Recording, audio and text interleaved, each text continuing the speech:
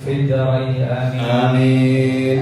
إلى أن قال وأوصيك بإيثار الدون والأقل من جميع أمتعة الدنيا مطعما وملبسا ومسكنا وغير ذلك تواضعا لدينك وإيثارا لآخرتك واقتداء بنبيك. واعلم أن التقلل من أحد من عباده إلا وهو يريد به الكرامة في الدنيا والآخرة بشرط أن يكون قانعا بما قسم الله له وراضيا ولا يمد عينه إلى زهرة الدنيا اشتياقا لها وألا يتمنى أن يعطى ما أعطي أهل الدنيا من متاعها ليتمتع كما يتمتعون. وأوصيك بإخراج كل رجاء وكل خوف تجده في قلبك من جانب الخلق فإن وجود ذلك يمنع من إظهار الحق ولا تدخل قلبك خوف الفقر فبئس القرين هو.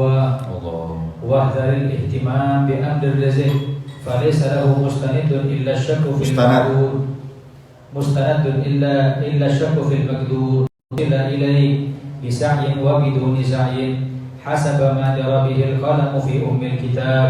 فما وجه الاهتمام بأمر قد فرغ منه وسلاك الحق عنه حين أخبرك في كتابه أنه ضمن لك به وأقسم على ذلك بربوبيته.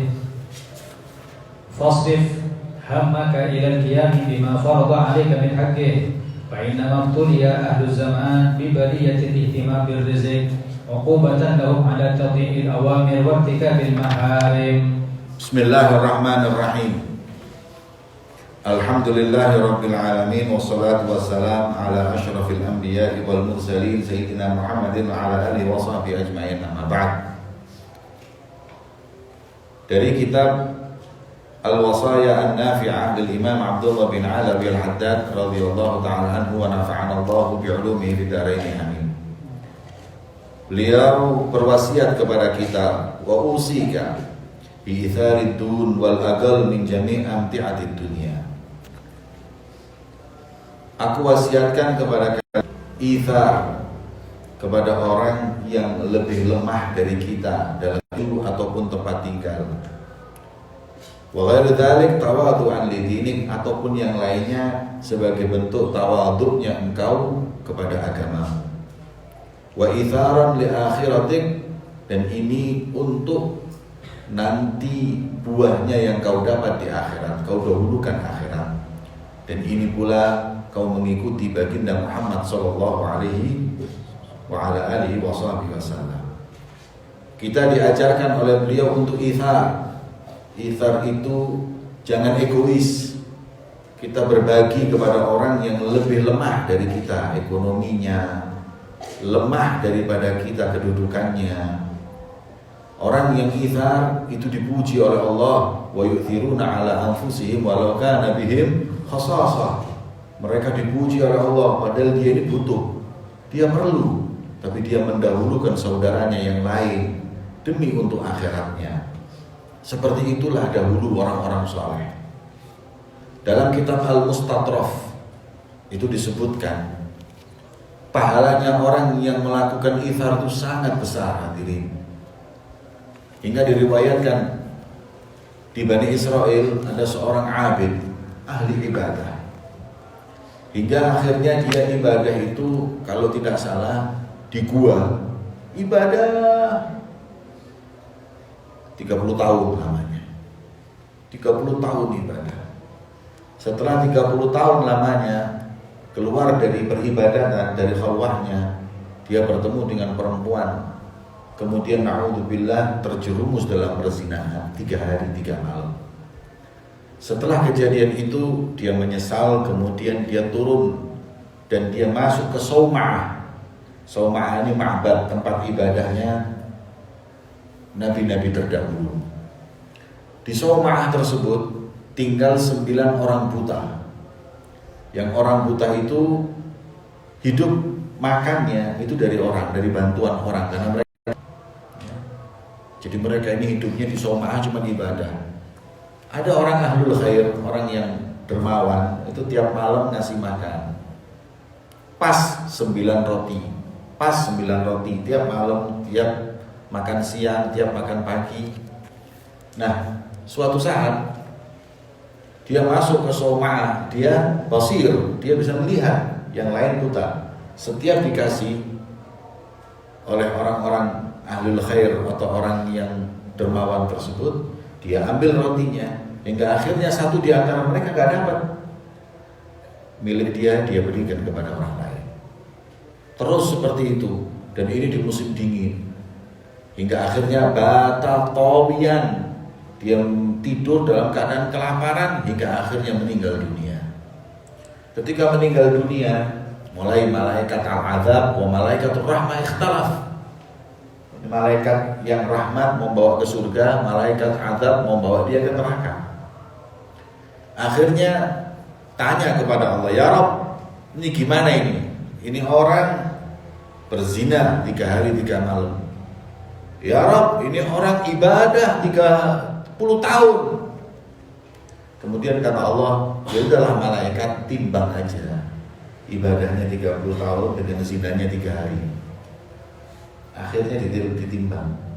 Setelah ditimbang, na'udzubillah, lebih berat zina tersebut daripada 30 tahun ibadah.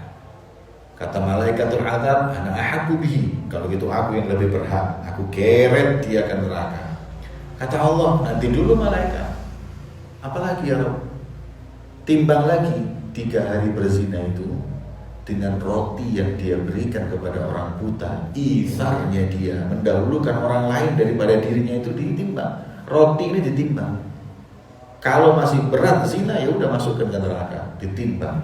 Setelah ditimbang, subhanallah, yang namanya roti lebih berat daripada dosanya perzinahan tersebut. Fayu'mar bihi ilal jannah. Kemudian diperintahkan malaikat untuk membawa dia ke surga. Itu loh pahalanya orang yang mendahulukan orang lain daripada dirinya.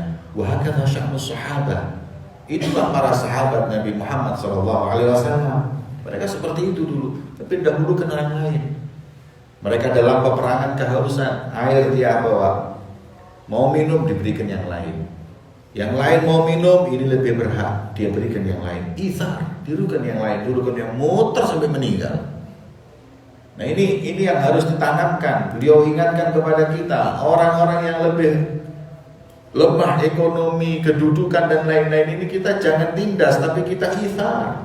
Kita dahulukan mereka daripada diri kita kalau kita menginginkan kedudukan yang tinggi di sisi Allah.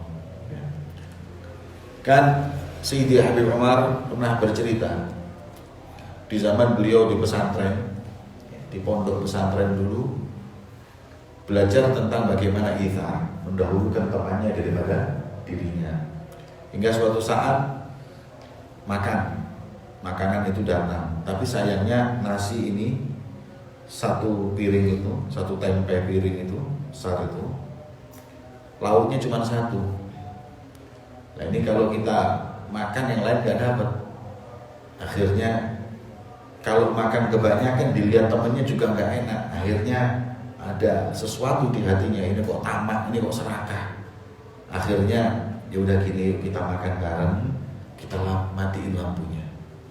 Kita matiin lampunya, kita makan bareng. Ya, jadi nanti kita nggak tahu siapa yang makan paling banyak, siapa yang makan lauknya sampai nggak ada yang tahu.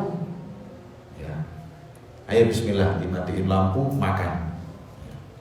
Mereka makan, subhanallah, suara kecap itu ada. Ya, semuanya kecapan semua, cocok, jangan suara kecapan aja. Begitu sudah selesai, sudah kenyang, sudah kenyang, nyalain lampunya. Setelah dinyalain lampunya, nasi utuh, lauknya utuh. Bingung semuanya. Mereka bohong, ya, ngunyahnya itu bohong agar temannya yang makan. Ya. Ngunyahnya bohong supaya temannya yang makan. Ayo makan, jangan, aku nggak makan, gampang sudah. Seperti itu. Agar mereka itu dididik untuk itsar. Kalau ente kayak gitu, piringnya hilang gitu. Kemudian wa'alam anna tagallul minad din ra'su kulli khair. Kemudian kita diingatkan untuk kita qanaah. Innal qanaa'ata kanzun laisa bil fani. Kata Imam Abdullah bin Alawi al-Haddad, orang qanaah itu pusaka yang tak akan pernah sirna. Ya, innal qanaa'ata kanzun la tafna. Itu yang namanya qanaah adalah pusaka yang paling berharga yang tak akan pernah sirna. Dan ingat, kita qanaah itu ra'sul khair, ya, pangkal dari semua kebaikan. Ketahuilah bahwa sesungguhnya kesederhanaan itu khususiyah yang Allah berikan kepada hambanya.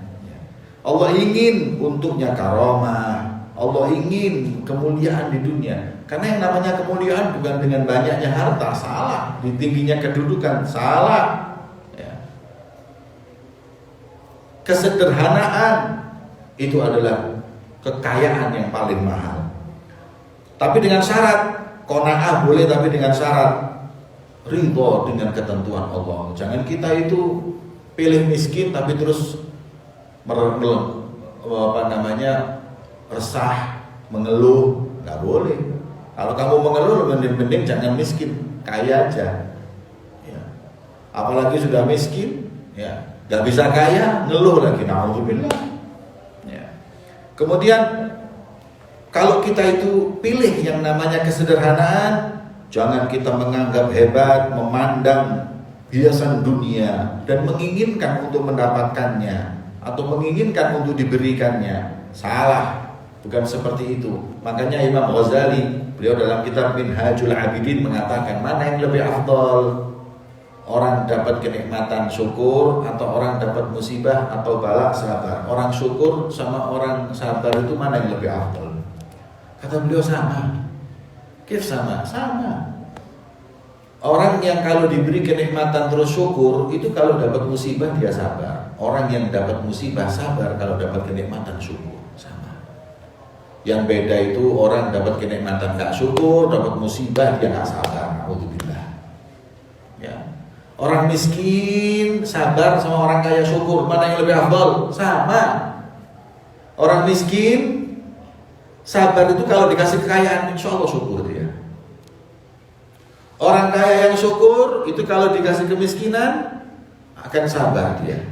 Karena apa? Syukur tanda bahwa dia itu yakin atas ketentuan Allah. Sabar itu tanda bahwa dia yakin atas ketentuan Allah, rela dengan ketentuan Allah subhanahu wa ta'ala.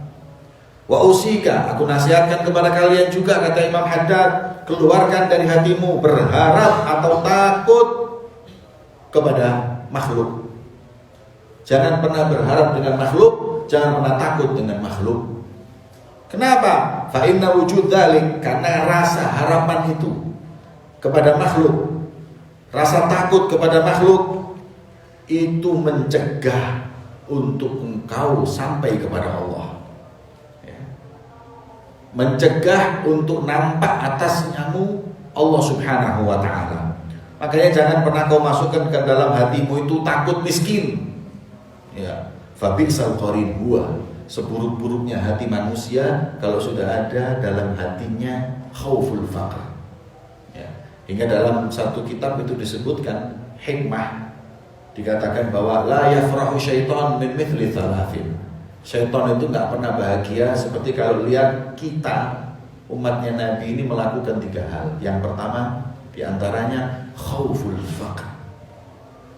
Orang miskin, orang yang takut miskin, ya, itu paling disenengin syaitan. Nggak, takut miskin tuh bukan miskin loh ya, orang kaya tapi takut miskin. Orang yang takut hilang hartanya, takut miskin dan lain-lain, itu pasti dia akan terhijab antara dia dengan kebaikan. Karena takut miskin, nggak keluar zakatnya. Karena takut miskin, dia nggak mau berbagi. Karena takut miskin, pikirannya dunia terus. Nah, ini yang senengannya setan. Orang yang kayak gini pasti maksiat kepada Allah, pasti meninggalkan hak-haknya Allah subhanahu wa ta'ala. Kemudian hati-hati, jangan kalian sampai sedih, sumpah ngurusin yang namanya rezeki. Ya, orang yang sedih ngurusin rezeki itu orang yang syak kepada yang ditakdirkan Allah kepadanya. Apa sih yang namanya, katanya ulama, apa? La takhaf, jangan takut. Ya, in lam ta'rif unwana rizqak fa inna rizqa ya'rifu unwana. Kalau kamu nggak tahu alamat rezeki itu tahu alamatmu. Beliau mengingatkan, apa yang sudah ditakdirkan untukmu itu akan sampai kepadamu. Ya. Atau kalau memang nggak ditakdirkan untukmu, tak akan pernah sampai kepadamu. Sebagaimana Imam Abdullah bin Ali al-Haddad dalam qasidahnya mengatakan apa? Walladzi li ghairik la yasil ilaik walladzi kusim lak hasilun ladaik la yakthuru hammu ma qadir yakun. Ya. Yang milik orang lain nggak akan sampai kepadamu, dia apa-apain nggak akan sampai. Yang milikmu pasti nyampai kepadamu, orang lain nggak akan dapat merebutnya. La yakthuru hammu, jangan kau sumpah, jangan dipikiri. Ma qadir yakun, yang ditakdirkan itu yang terjadi. Kata Imam Sya'rawi radhiyallahu ta'ala, beliau berkata apa? La tuqlid fa inna aqsa ma yaf'aluhu al-insan tanfidh ma qadallahu alaih. Jangan ragu, jangan kau risau, karena manusia ini enggak akan bisa berbuat apa-apa kecuali hanya menjalankan apa yang ditakdirkan Allah. Ada orang mau membuat, aku akan buat kamu melarat. Kalau aku melarat, ya bukan gara-gara kamu, memang takdirnya Allah. Gitu loh. Jangan pernah ragu, jangan pernah sumpah mikirin yang namanya rezeki. Itu tanda orang yang dia itu tidak yakin dengan ketentuan Allah Subhanahu wa ta'ala. Hingga beliau mengatakan hasab ma jara bihil qalam fi ummil kitab. Ya, ini semuanya sudah ditentukan sama Allah di ummil kitab. Ya. Kemudian beliau mengatakan wasrif hammak ilal qiyam bima farad. Lebih baik kamu itu fokus saja untuk melaksanakan apa yang diwajibkan Allah kepadamu. Ya.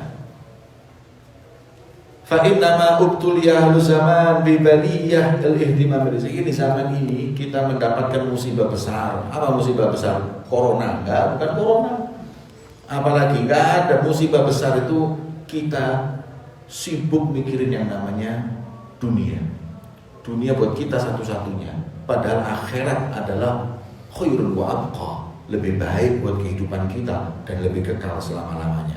Dan ketahuilah, orang yang sedih mikirin rezeki, orang yang stres, lebih tepatnya itu stres mikirin rezeki, itu orang yang lagi di'uqubah, disiksa, diazab oleh Allah. Orang yang stres mikirin dunia itu pasti tadhi'il awamir. Dia menyia-nyiakan perintah Allah Subhanahu wa ta'ala atau melakukan kemaksiatan kepada Allah Subhanahu wa ta'ala. Mari yakin kepada Allah, karena paling afdolnya pemberian Allah yang diturunkan dari langit untuk kita dua hal. Yang pertama al-afiyah, jauh dari bala. Yang kedua yakin kepada Allah. Wallahu a'lam bishawab. Sirrul Fatihah.